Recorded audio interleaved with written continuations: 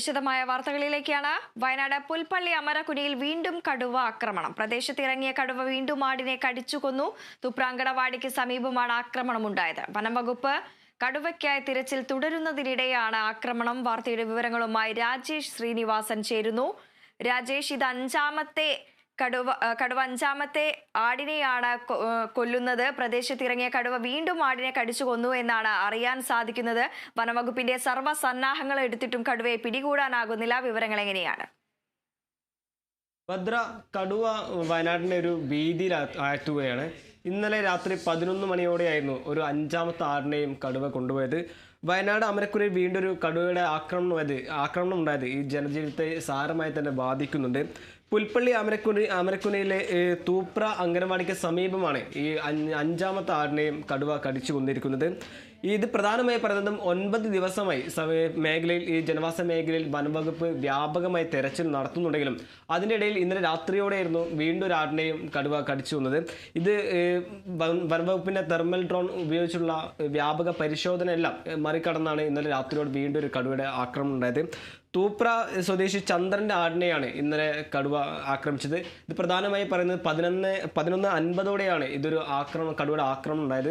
തൊട്ട് പിന്നാലെ ഈ ആടിന്റെ ബഹളം കേട്ട് വീട്ടുകാർ വനംവകുപ്പിനെ അറിയിക്കുകയും പിന്നീട് വീട്ടിലേക്ക് വരുന്നതിന് വഴി ഈ കടുവ രക്ഷപ്പെടുകയായിരുന്നു. പിന്നീട് മണിക്കൂറോളം ഈ വനംവകുപ്പ് സംഘം ഒരു RRT സംഘവും ഈ പ്രദേശത്ത് നിന്നെങ്കിലും ഈ കടിച്ചു കൊണ്ടുപോയ ആടിനെ നിലത്തിട്ടെങ്കിലും പൂർണ്ണമായി ഭക്ഷിക്കാതെയാണ് കടുവ സ്ഥലം വിട്ടത്. അതുകൊണ്ട് തന്നെ ഈ സമീപ പ്രദേശത്ത് കൂടുതൽ പരിശോധന ശക്തമാക്കിയിട്ടുണ്ട് വനംവകുപ്പ്. ഈ ഡോക്ടർ അരുൺ സക്രിയുടെ നേതൃത്വത്തിലുള്ള 3 അംഗ സംഘമാണ് ഈ സമീപ മേഖലയിൽ ഒരു തെരച്ചിൽ തുടരുന്നത്. പ്രധാനമായും ഇന്ന് രാവിലെ പകലോടെ ഒരു തെർമൽ ഡ്രോൺ ഉപയോഗിച്ചുള്ള വ്യാപക പരിശോധന ഉണ്ടാവും. അതുപോലെ തന്നെ മാനന്തവാടിയിൽ നിന്ന് കൂടുതൽ RRT സംഘങ്ങൾ മേഖലയിലെത്തും. എന്തായാലും വയനാട് അമരക്കുനിയിൽ നാടിനെ വിറപ്പിച്ച കടുവ 9ാം ദിവസവും കാണാമറയത്ത് തന്നെ തുടരുകയാണ്. ഇന്ന് രാവിലെയും ഇന്ന് പകലും ഒരു കടുവയ്ക്ക് വേണ്ടി വ്യാപകമായി തെരച്ചിലുണ്ടാകും.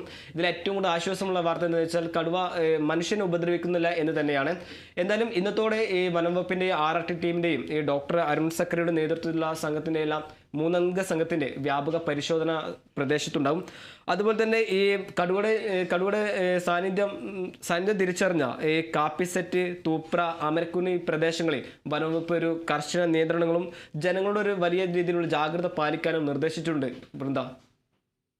രാജേഷ്, അതോടൊപ്പം തന്നെ 9 ദിവസമായി വനംവകുപ്പ് എത്തിയിട്ട് ഇതുവരെയും കടുവയെ പിടികൂടാനായില്ല എന്നുള്ളതും നാട്ടുകാരിൽ വലിയൊരു ആശങ്ക പടർത്തുന്നുണ്ട്. ഈ വനംവകുപ്പിന്റെ ഉദ്യോഗസ്ഥർ ക്ഷീണത്തിലാണ്, പുതിയ ടീമിനെ ഇറക്കണം എന്നതടക്കമുള്ള ആവശ്യങ്ങളും ഈ നാട്ടുകാരുടെ ഭാഗത്തു നിന്നും ഉണ്ടാകുന്നില്ലേ? 9 ദിവസം മുമ്പ് കടുവ പ്രദേശത്ത് വന്നത് മുതൽ വനംവകുപ്പ് ഒരു ജാഗ്രതയിൽ ഒരു വ്യാപക പരിശോധന തന്നെ നടത്തുന്നുണ്ട്. വനംവകുപ്പ് ആദ്യം ഉദ്ദേശിച്ച് പടക്കം പൊട്ടിച്ച് കാട്ടിലേക്ക് തന്നെ കടുവയെ പറഞ്ഞയക്കാം എന്നായിരുന്നു. എന്നാൽ നാട്ടുകാരുടെ വ്യാപക പ്രതിഷേധത്തിനൊടുവിൽ മയക്കുവെടി വെച്ച് കടുവയെ പിടികൂടി കാട്ടിലേക്ക് തുറന്നു വിടണം എന്നൊരു മുന്നോട്ട് വയ്ക്കുകയായിരുന്നു നാട്ടുകാർ. ഇതിന്റെ അടിസ്ഥാനത്തിലാണ് 9 ദിവസമായിട്ട് വ്യാപക തെരച്ചിൽ വനംവകുപ്പ് നടത്തുന്നത്. ഈ വനംവകുപ്പ് പ്രധാനമായി പറയുന്നതും RRT സംഘം പ്രധാനമായി പറയുന്നത് ഇന്നലെ രാത്രിയോടെ രാവും പകലും ഈ കടുവക്കായി തിരച്ചിൽ നടത്തുന്നുണ്ട്. അതുകൊണ്ട് തന്നെ സംഘത്തിൽപ്പെട്ടവർ വിശ്രമമില്ലാതെ ജോലി ചെയ്യുകയാണ്. ഈ സംഘത്തിന് ക്ഷീണമുണ്ട്. മറ്റു രാവും പകലും പരിശോധനയാണ്. അതുകൊണ്ട് തന്നെ മാനന്തവാടിയിൽ നിന്നും കൂടുതൽ RRT ടീം സംഘം മേഖലയിലെത്തും, വ്യാപക പരിശോധന നടത്തും.